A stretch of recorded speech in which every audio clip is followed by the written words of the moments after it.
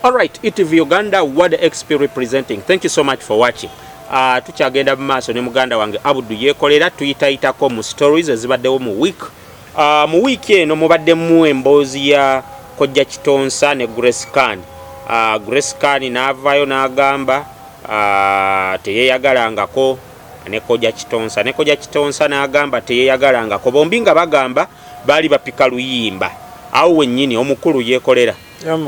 Obulamu tugezaako Grace Khan ne Kojja Kitonsa tabakolako ko interview emabega awo ababiri abo. I think yali launch ya Stabwa Natolo nga bali mu mukwano omuzibu ennyo era bombi nga balaga beeyagala kwegamba bye beekola manyi olwo ebintu omuntu byakola mu society n'olabira ddala nti these guys are in love.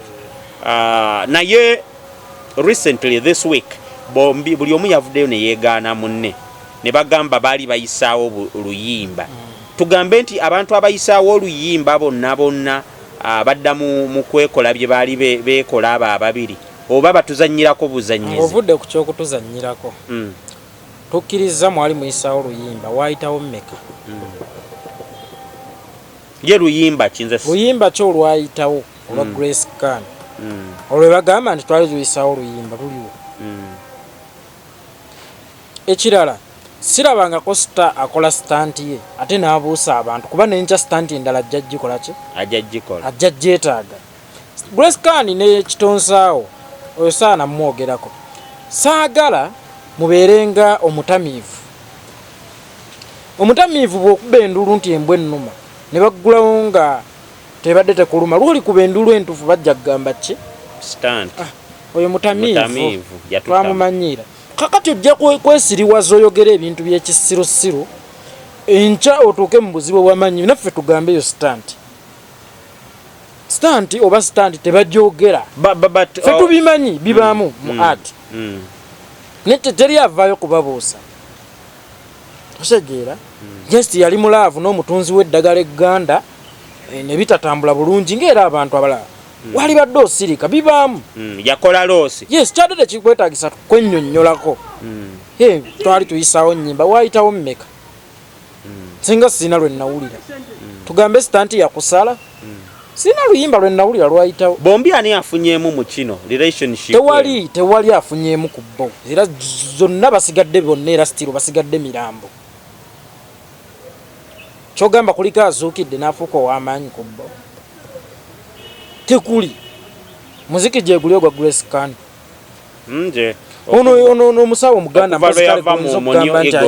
endongo yetekya omusawo Muganda yayinza okuba nga akifunyeemu olw'ensonga akozesezza akaana tumutegedde nti naye gyali ate ye gundi kale akagisudde kuba yakajja mu management yali yekamanyi n'akatwala amaze okukakozesa akatundiddeko emmumbwa ze ate kati olwalira akasudde atajja mu bantu ajja mu kamera ajeembukana nti nali nkakolerako stunt kimwali muyisaawo nnyimba kife nga tetuziwulire oba ffe tuli Kenya. Kino kitegeeza ki eri abayimbi abato like kyakuyiga because Grace Khan I believe she's still an upcoming artist abadde tannakakasa akyali era agenda kuba bw'atyo paka lwaki tasobola sukkawo addeyo walutaaya yamumanyi nga Namiro bwe yaddayo eri kuba yali agenze wa aganaga atandise kuba dansal yagenda okirabanga nafu yezuula n'agamba oyo omwana ate Namiro music we mulungi nga akubanga bajowanta Urban music omulumba. She's a very good performer. Eddoboozi alirina balumba omulungi naye nga ono wa Kitonsa addeyo walutaaya kuba yamumanyi otherwise kubeera bw'atyo paka lwaki bandi ebalemeredde abaana bazunga buzunzi tebusiima buveeri n'enfufu zaabwe ku bigere n'ebigere nga temuli njala ne kabula n'okkunaaza ebigere kakuyita muzeeyi ne kagamba nga wooligwa bwendigwa bwe kamala okulaba oluyimba lwako ku TV nga tekakyakuwulira. Era yeyo challenge abayimbi abanene gye basanga mwene mugala tebayamba baana bato akafunamu kulungubanguba nga Bakitonsa abatunde emmumbwa bakaddusa bakasuubiza eggulu n'ensi oluusi akasiize n'endwadde z'ekikaba akasuddewo kusegeera kyovula bakati abayimbi abanene tebakyagala kuyamba kubanga mwena mumanyi kyekitwala okufuula omuyimbi ow'amaanyi kakati oba otandika okunogamu akasenteko ng'akaana kadduka kati ate nno ye Grace Kale akyalina engeri gy'asobola okudda ewalutaaya naye waliwo guno omusege guno Shonga gwe yatwala yani oyo omuwala Kazeeri simanyanga nalaba ennaku bannange nabonaabonna nnyo baakusangawa kyogamba okubonaabonera ewalutaaya kusinga okubonaabona gye wabonaabonera eruweero ng'oyambala ttangira kusinga bwe wabonaabonera eruweero ng'osomera mu bigere tolina nangatto akakaana nakasanga mu 29 ku ewaye Makindi waliwo talent search ya bagitanga BTFM ewaye talent exposure bojijjukira ya BTFM yali ekolerawo kati waliwo Milano club Milano ewaye yavaawo nga kasiwufu ewaye yali y'amaanyi nga n'obugoye bulimu ebituli Lutaaya akutadde ku mapu ensi ekutegedde oyambala ku lugoye olya ku mmere n'okkuta luli wagiryanga mu nnyimba okukkuta ova yambonyabonya mulekeraawo okufiiriza bannammwe abatannajja mukisa abaana abayimbi abalungi gye bali abawulize nga Betina Namukasa naye bonna bagenda kummibwa omukisa olw'obuntuntu ng'obwo obutasimba. In fact wadde I think we've listened to their stories, the New Eagle stories nga bagamba nti Lutaaya ne mukyala we abavaayo ne bakola ki ne babayita ne babagamba buli muntu yeeyiiye nga bw'asobola music wamwe pushingire ne tukyali ffenna wabaawo nti New Eagles tuyimba naffe tujja kubasasulanga. Lutaaya ekintu kyayagala okukola kibadde ndowooza mu bibiina ebirala nga waliwo manager w'ekibiina nga bw'ogamba Eagles Production n'amanager w'omuyimbi kati n'ogamba nti nze Carol Nantongo Michael Judas kantambulizenga music wange yenze Maureen Nantume kana akawala kana akasomeranga ebudduka kantambulize music wange ya ekyo kibaawo buli wamu. Okay. All right, kata olowooza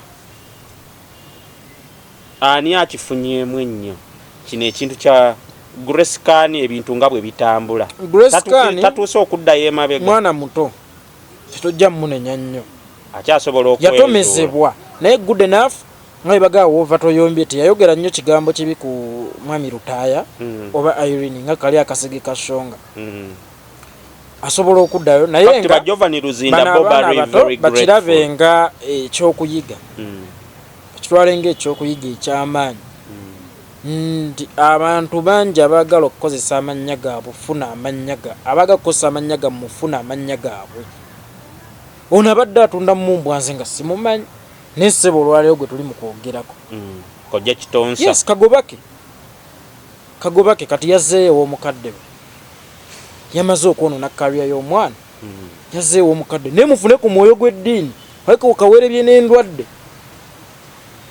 olabika okaweerebye n'endwadde kuba siggwe mulamu ennyo era bwe nkutunuulira ozze kaana kabendi okajje ewaali abakategeera kati omutabuzi w'eddagala amanejinga atya omuyimbi omusawo omuganda omufere amanejinga atya omuyimbi kakati y'omuyimbi yali tamanyi nti oli mutabuzi wa ddagala anti amulimbye ne ssente kankubulira ekintu kimu abaana abo abato naddala abawala bo bangu bakumanipulatinga n'omujja ku kituufu. In fact oba waliwo bwe yalwalamu sometime back I think how it all started like waliwo yalwala mu Kitonsa n'alaga nnyo keya n'abeera mu ddwaliro anti akyayagala okutunda emmumbwa akimanyi eno ye brand emutundira emmumbwa yamusigulira ku Giovanni Rosina eno ye brand gye yali amanyi egenda omutundira emmumbwa nga tagisasudde yadde lwataano za kalango ye brand gye yali amanyi egenda otunda Makai ku nsiko ono gwanoga eddagala erinoga ebbombo yali akimanyi kati nga alina osooka okulaga okufaayo nga naye bonaakwana omukazi w'omwana osooka n'olaga nti oyagala nnyo omwana we naye ng'oyagala ye gweoyagala omwana tomulina kyomwagaza ate oba omwagaza akyali emigaati gy'abaana be egy'obwereere kitaawo ali eri akomba bbiya. Okay, unless otherwise omwaka gutambudde leero enaku z'omwezi today is 11 leero 11 omwaka ogulaba otya musically? musically nabagamba omwaka guno guyinza obutabaamu nnyo music okujjako nga Bebe Cool waali kuba yamanyi ekyokukola yamanyi okuzuukusa industry amanyi ekyokukola nekola ki nezuuka otherwise ebyobufuzi bigenda gigira ku myaka nga 2-3 era omwaka guno tuyinza obutasuubira nnyo music wamaanyi tugenda kusuubira nnyo biwaayi nze ndi waggundi nze nzize wano bagenda kunoonya gye bayimbira abamu bagenda kunoonya bifo mu parliament so bafaani bayinza obutaba basanyufu nnyo guno omwaka banasanyukirako bikadde ebibaddewo ate obucupa tusuubire obucupa bungi guno omwaka maama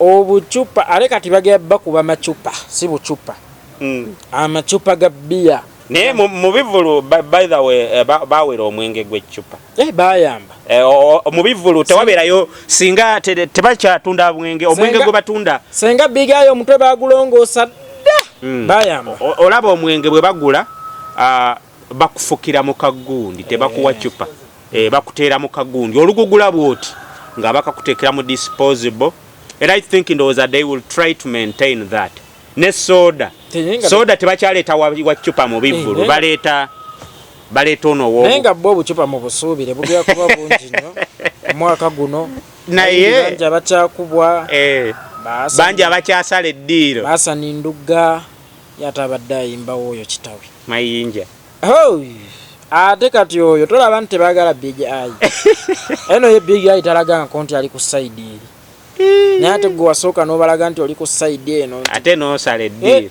oyo kati alina abalabe ba mirundi ebiri gye yagenda ne gye yavudde bonna tebamwagala bajja musabula anaatunyumiza tunaabiwulira tadduukirira nduulu. Alright, thank you guys for watching. Abadde muganda wange Abudu yekolera. What the XP is my name. Ku kamera nkoze ne Morris Fresh Eyes. Thank you so much for watching. Gyonna gye musinzira okuba nti mutulaba. Mwebale nnyo. Ka video katambuze, ka sharing, tekawo comment yawo. Kyonna kyewetaaga musicale oba olina ekibuzo kyonna kyobuuza musicale oyinza okukiteekaawo bw'oba nga oli musama you have a good story to tell okay bw'oba musama ng'olina any good story to tell oba bad story to tell obadde omaani kata oliwa US Canada oliwa Europe oliwa South Africa naye obadde musama we Sudan we want to share your story yes ETV Uganda your voice to the world tugezaako okulaba nti eddoboozi lyo lituuka ku abo bennyini belina okutuukako either mu bulungi whether it's a good story or bad story buli omu alina kyakiyigamu mbagala nnyo baganda bange thank you so much for watching naye mwaka gwa kola saawa ya kola less work buli omu akole mbagala nnyo until next time.